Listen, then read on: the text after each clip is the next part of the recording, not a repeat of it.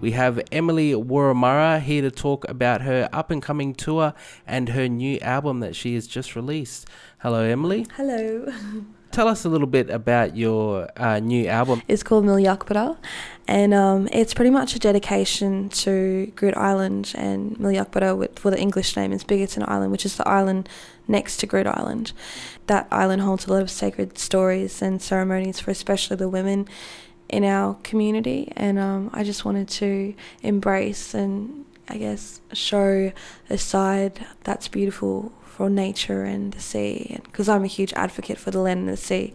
So some of the songs in there sing about, protecting the sea and land rights and whatnot. So yeah, it's very different to what I released earlier in 2016. Yeah, that one was Black Smoke. Yeah, that was an amazing project too. Thank you. How was it working on this album? Where did you record it? I went down to Melbourne to record it, and David Bridie, who was the producer that I worked with, I stayed at his house, and he's got a big studio at his backyard, and so we wake up, go straight in the studio, and that was it for like 4 days. So we did that. What's your favourite song off the album? What was your favourite to make? My favourite to make was Carry Me Home, which features my great-great-grandmother, Guyang Wurramarra. And I thought it's my favourite just because she's in it, and it's beautiful to have an elder's voice archived, just like from where I'm from. It's very special. Yeah. And I see the album cover is Aboriginal painting. Yeah, it's pretty. I love it. It's beautiful. But it was done by my grandmother, Joanna Wurramara, and it took her about 3 years to complete it. And then a couple months after she completed it, she passed on. So I just thought it'd be beautiful to preserve, because she was an artist.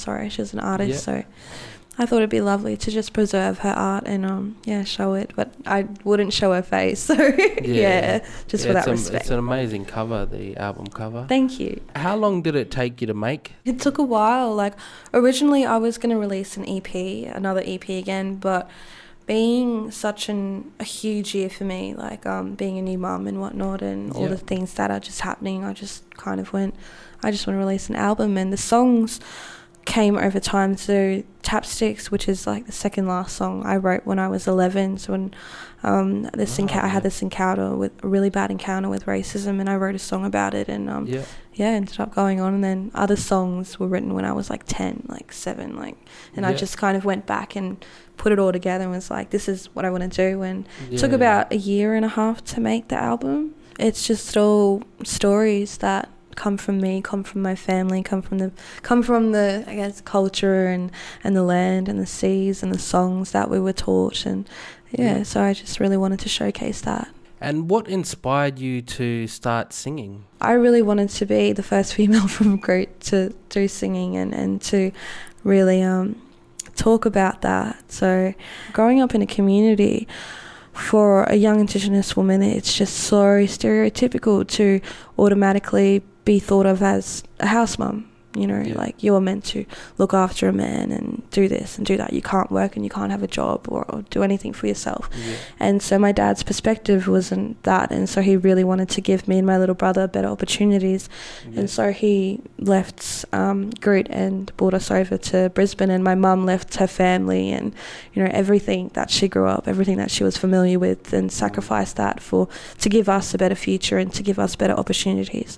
So that's why I moved to Brisbane. And how long ago was that? I was 6 when I moved to Brisbane, so I'm 22 now. So But you're up here a lot? Oh yeah, I try to come back as much as I can. Growing up, what sort of music did you listen to? I was mainly influenced by the Indigenous bands, so like Saltwater Band and Yothi Yindi. And what's your favourite instrument to play? I love playing the sax. It's really jazzy and gives off this kind of like sultry vibe.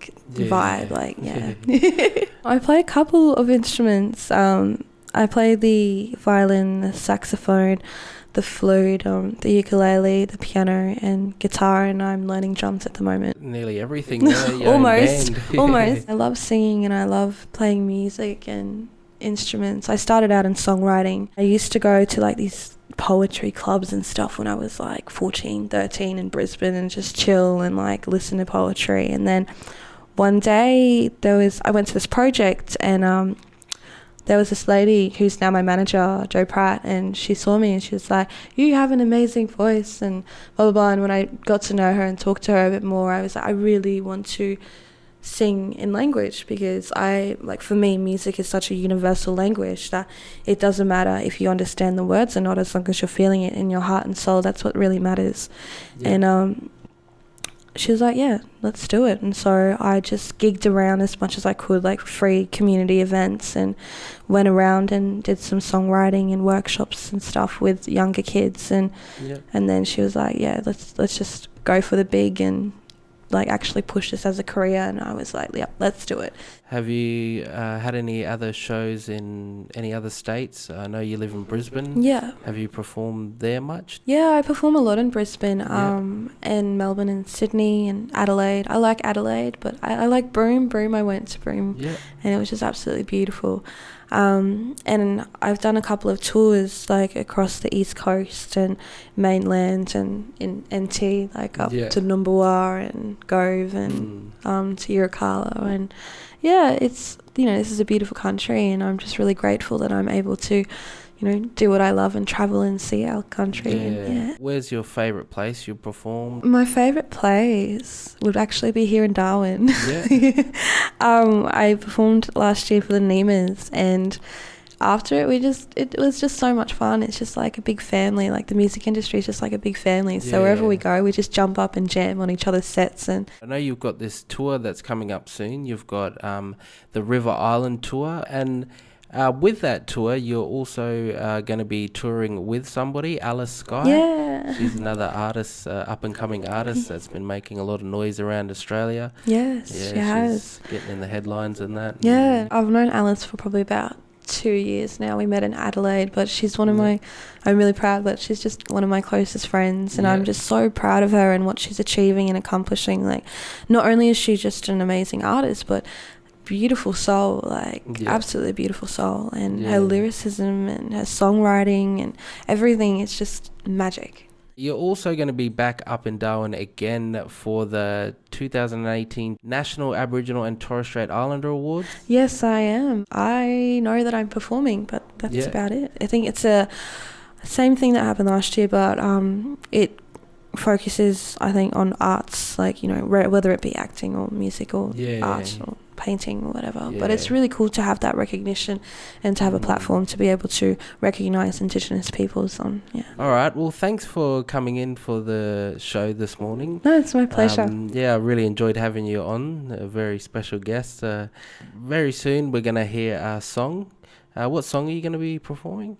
I will be performing Lady Blue. So this song is called Lady Blue, and it's a song that sings about the ocean and how majestic and beautiful she is. I kind of had, ancient mermaid theme running through my head when I wrote it, but I wrote it for my grandmother because that's what she used to call the ocean, Lady Blue.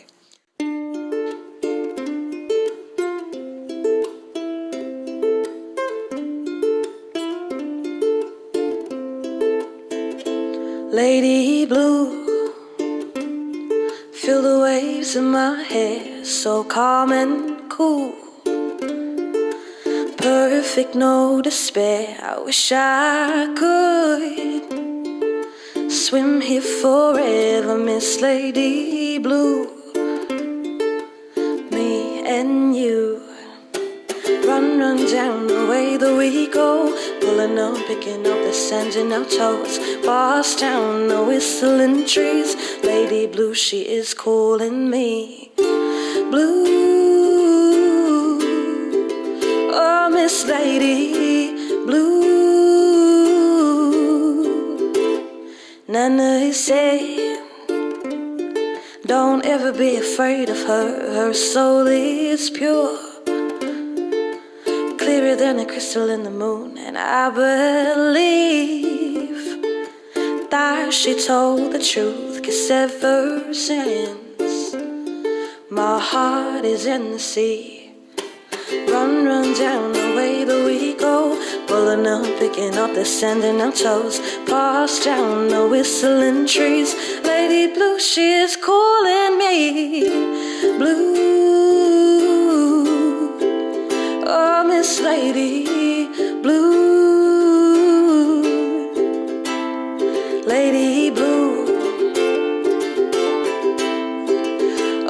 Miss Lady Blue.